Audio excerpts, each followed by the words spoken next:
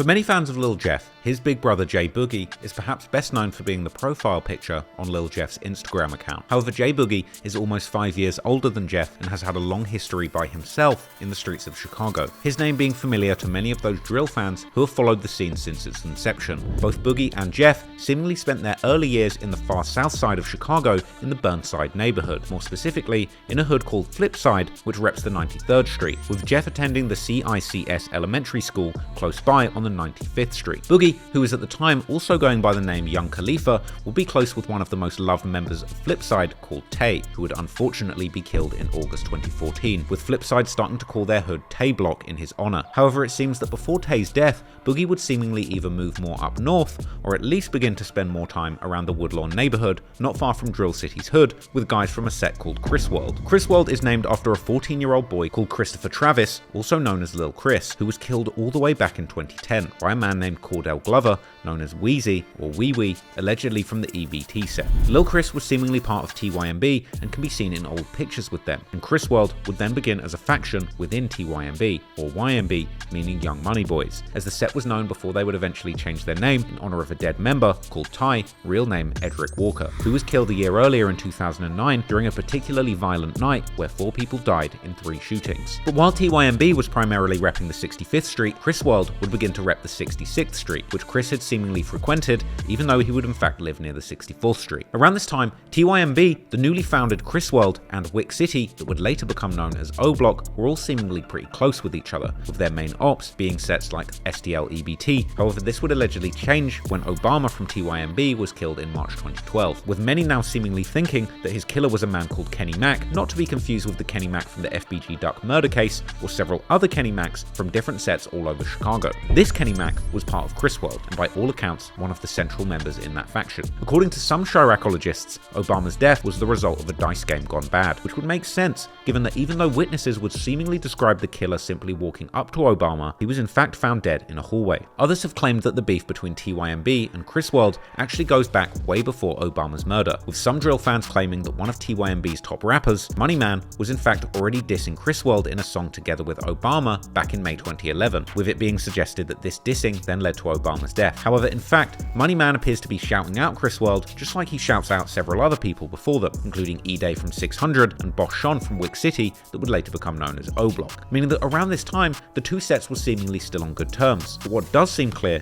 is that the beef between TYMB and Chris World would indeed begin even before Obama's murder. And while there's even a photo of J Boogie himself seemingly throwing up the Y in January 2012, a few months before Obama's death, while hanging with a rapper Bad Habit affiliated with Chris World, already later that same month, a girl affiliated with Chris World would make the post on Facebook saying F the other side, while dissing YMB, aka TYMB, and also shouting out 3 sets: Chris World, Trap City, and Drill City. It appears that even before Obama's murder, TYMB had been beefing particularly hard with another Woodlawn-based set, this set being called Trap City, also known as Zone 7, with the 7 representing the 67th Street that they would claim, more specifically, the intersection of 67 and Rhodes. This location is only 0.2 miles from the intersection of 67th and Langley that J Boogie would post to his Facebook in September 2012, with this being the first photo that he still has up on his page. Trap City and TYMB's beef was at this point well established, with beloved members like a 17-year-old named Rio, real name Ryan Gibson, having allegedly also been killed by TYMB in October 2011. Trap City and TYMB had also been beefing through music, such as the TYMB member B Gutter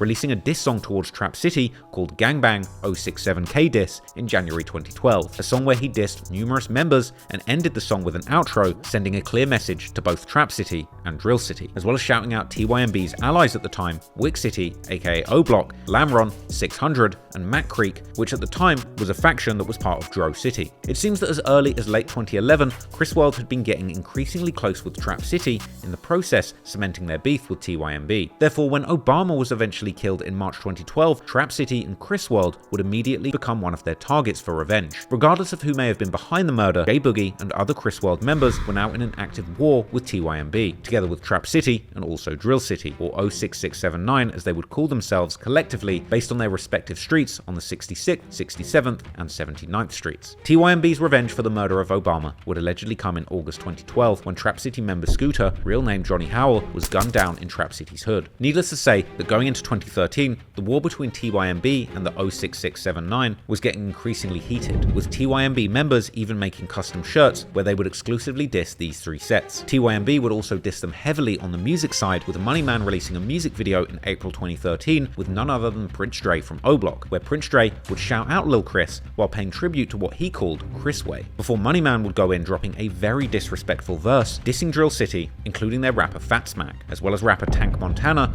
who had been part of the Mix Mob, Drill City, and the Bloodhounds, and would later change his name to Bloodhound Hothead. Money Man would also essentially admit to TYMB killing Scooter from Trap City before also dissing Chris World. A few months later in June, B Gutter would also re-release the song 067K Diss, but this time with a music video where he can be seen driving around Trap City's hood. But unfortunately, things weren't about to just stay online, and only a few months later, in August 2013, 06679 would lose another important member, none other than Kenny Mack from Chris World, real name Kenneth Barber, the very person rumored to have been behind the murder of Obama. A few days later, a photojournalist would capture the scene where Kenny had been killed and where his friends had left him a memorial, with one of the images capturing the tribute messages left for him by his friends, one of these messages saying simply, "R.I.P. Kenny, CWBAS, YMCPDK, F Obama." However, unlike so many murders in Chicago, this one would ultimately be solved, as the law enforcement would eventually charge a man named Anthony Bradley, also known in the streets as Capone from Dro City, more specifically a faction called Snowblock, which were affiliated with TYMB. Capone would end up receiving a massive 55-year sentence, but would eventually be granted a retrial where he would seemingly end up receiving a much shorter 20-year sentence, for which he would end up serving about half, and he's seemingly been released on parole. The killing of Kenny would hit Chris World hard, and the members such as J Boogie have continued keeping his memory alive throughout the years. But the death of Kenny wouldn't only affect the older guys already heavily in the streets, because Lil Jeff himself, who was only 11 years old at the time, would later tell during an Instagram live how he would witness Kenny's murder firsthand, even admitting that this had likely messed his head up. Long live my nigga Mac, I was done. Hey, Jug, on my dead grandma phone, you alive? I damn near shed at a telephone phone. That shit hurt me a little bit. I was like, dang, it's real. Long live Kenny Mack, I was there. I witnessed that. We was about to lake. I think ever since then I've been f***ed up. That's probably what it was. I feel like they clapped my homie shit.